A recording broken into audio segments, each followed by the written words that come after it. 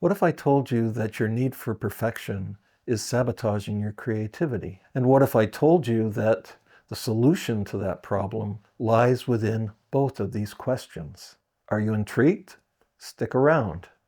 Hi, I'm Paul from Studio Centrale, and this is the Humble Creative Podcast. So what is it about perfection? Why do we insist upon it for ourselves? And how is it sabotaging our creativity? There are many forms of sabotage. Procrastination is a big one, of course. We procrastinate because we're afraid we're not good enough. That's usually the cause. And why are we afraid we're not good enough? Well, because we're not perfect, and what we make as a creative will not be perfect. So that's a very chilling thing. And we find many ways to procrastinate. It could be, I have to do a little bit more research, even though you've done tons and tons of research before I can start my project. It could be, it's just not the right time. I need to do this when I have nothing else on my plate. Otherwise, I just can't get started. And on and on and on. I think we each have our own ways of procrastinating, and I'm sure that yours may overlap with those, or they may be different than the ones that I've already suggested. Another way that we can be sabotaging our creativity because we want everything to be perfect is a form of procrastination that's more commonly referred to as, I'm waiting for inspiration. I'm waiting for inspiration. That's a great way to procrastinate. The American artist Chuck Close famously said that amateurs wait for inspiration while the rest of us just show up and get to work. And that's the kernel of what I want to talk about with respect to how we're going to solve this problem of getting over our perfectionism. And then, of course, there's the perfectionism itself. It can trip us up in so many ways. I'm going to get started. I'm just waiting until I have the perfect desk lamp so I can write in my journal. Instead of simply grabbing a lamp from somewhere else in the house, we need to have that special lamp in order to just have the right environment, and then we can get down to work. It can be, I don't have the right colored pencils to do my drawing, or the camera I have isn't that great and I really need a better camera, or I don't have the right lens for my camera, or on and on and on. It's the ideal equipment form of perfectionism. Once I have that skookum camera, then I can go out and photograph. Really? If you have a camera, if you have a phone in your pocket, you could go out right now. Perfectionism is holding you back. There are many ways of needing the perfect this, that, or the next thing before we can get started, but we're going to get started. And years later, we're still talking about how we're going to get started, and we don't. Now, I'm not coming across, or I hope I'm not coming across as being holier than thou, because when I was younger, this need to be perfect, this fear of not measuring up, convinced me not to do anything personally creative for probably 2 decades. I just wasn't good enough, or, I had tried in the past. I'd written some poems, I'd written a few songs, I'd done some photography, I'd entered contests and got rejected. I played my songs for friends who kind of lukewarmly said nice things, but I could tell they didn't really like the songs. I was called upon in high school English class to read my poems, and I heard all the snickers behind me from the students who thought this was really dumb. Everyone is entitled to their opinion about what I create, but at that period in my life, I didn't have the maturity to be able to just say, okay, that's their problem, it's not my problem. I bought into the perfectionism fallacy. Now, I want you to remember those 2 questions that I posed right at the start. The first was, what if your need to be perfect is sabotaging your creativity? And the second question was, what if within this question and that first question lies the solution to the problem? We're going to get to that in just a minute. Let's talk a little bit about what a creative process actually is. Basically, it's the way you learn.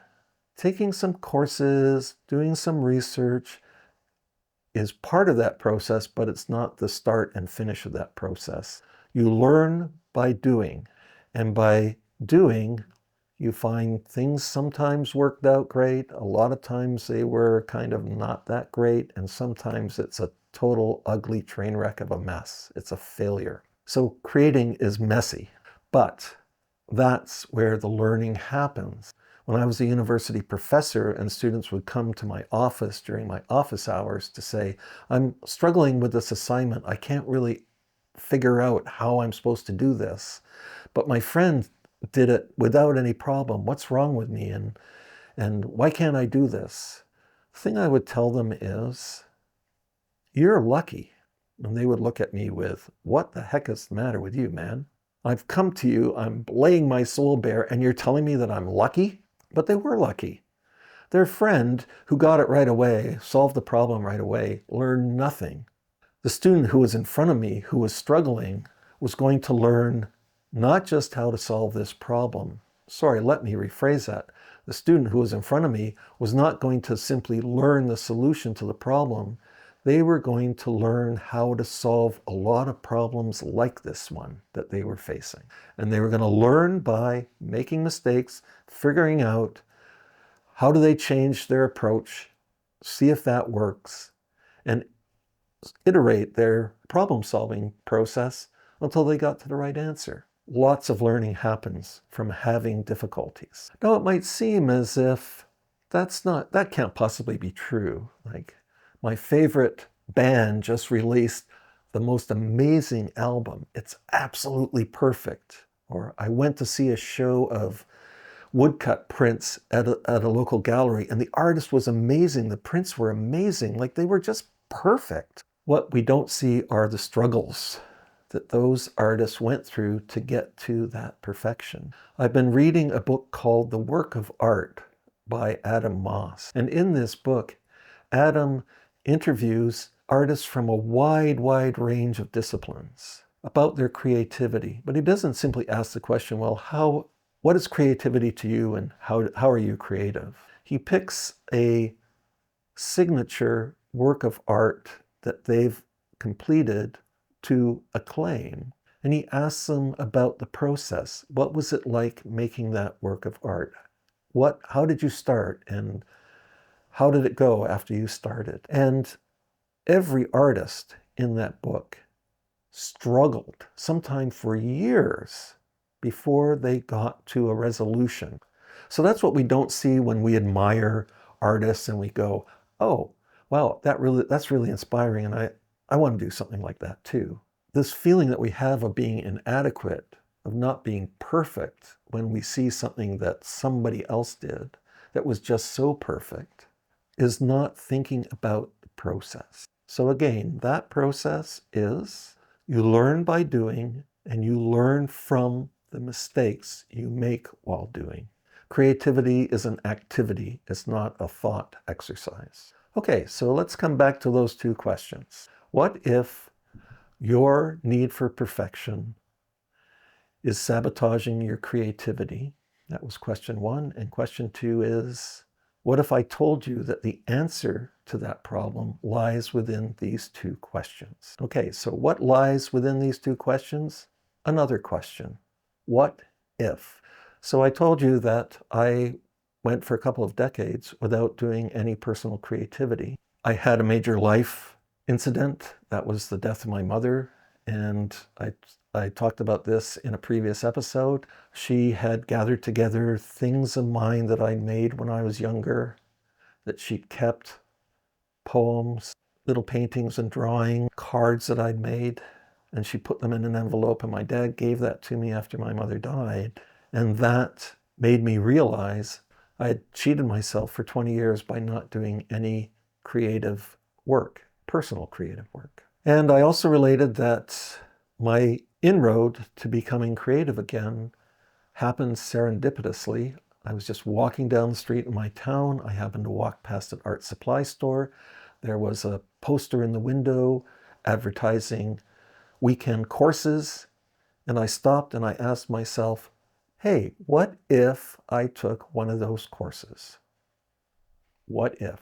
That's where the what if first appeared for me in my creative journey.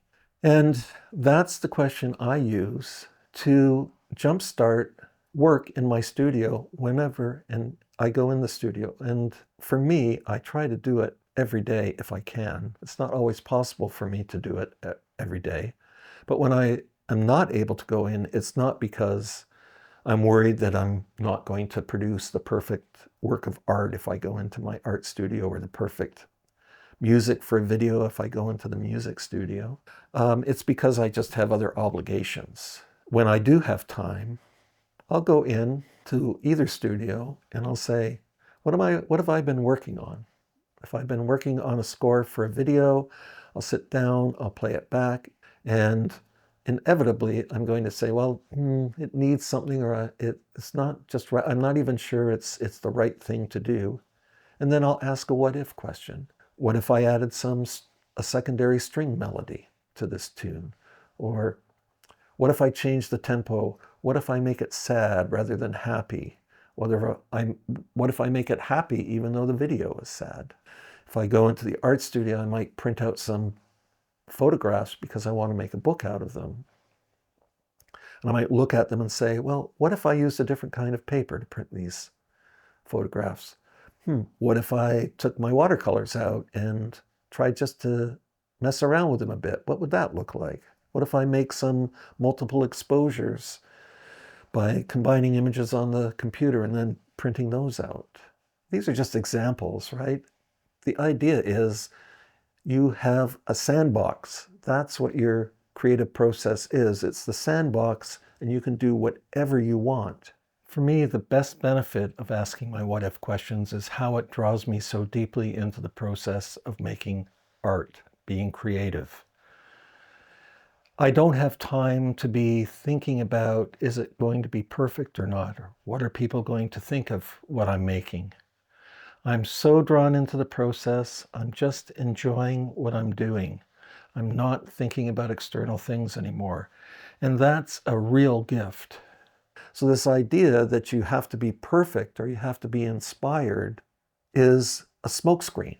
And if you think about it, when you were young, when you were a kid, when you went with your family to Chuck E. Cheese or whatever the local pizzeria was, and they brought out the kids' menu, which was really a sort of a page that you could color on and crayons, and you started coloring, and then you flipped it over and you started drawing on the back. You weren't thinking about perfection. You weren't thinking about, well, I bet you never turned to your parents and said, I just can't draw anything on this piece of paper because I don't know what to draw. I'm waiting for inspiration, but I have no inspiration. That's what you need to tap into. And for me, asking what if, by accepting that it's experimenting, that's important to the creative process, that knowing and accepting that things may not work out, and in fact, they might be a total failure, but there will be something I can learn from each of those events to continue with experimenting, to continue to get to something that I would be happy to share. That's what if has done for me, the what if question. I just want to say that this may not work for you. It may feel like, oh, I can't possibly do this. But I would encourage you just to give it a try. Just see whether maybe there's a possibility there, or just by trying it and saying, no, this doesn't work, you might come up with the idea of, oh, well, it doesn't work for me. No, this guy's totally off base. Boy, that's just not right. You might come up with the idea, but maybe if I try such and such, that might work for me. Now, the cold hard truth is there's no such thing in perfection when you're working with creativity. And if we go back to our idea of there was a band or a musician that you love who just released this perfect album, most albums don't stand up to that metric with the passage of time. There might be people you follow on social media and you think, wow, if I could do what they were doing, I would be golden. I'd be minted. Wouldn't that be fantastic? Their work is so perfect. You might find when you look at it a couple of years later, you're not so sure that it was that perfect. You might even question why you thought it was so great. You know why I know that? I know that because when I first got interested in writing songs again, which happened a couple of years ago, I wrote probably 100 songs, and I honestly loved every one of those songs. Every time I played those songs back, I went, oh man, I am so happy. This is so fantastic. But what happened is, over the course of a couple of years of writing more and more songs, I got better at writing songs. The songs became more nuanced, more complex. And then when I listened back to the earlier songs, well, they didn't seem so perfect. I wasn't in love with them, but I was happy that I'd written them because I learned from doing that. So here's what I want to end on. You are creative. Don't doubt it for a minute. You don't need to be perfect because you're creative. You can work through problems. You can learn from what you're making and make better. You don't have to share anything you make with anyone unless you're comfortable with that. That's important. To me, that's important.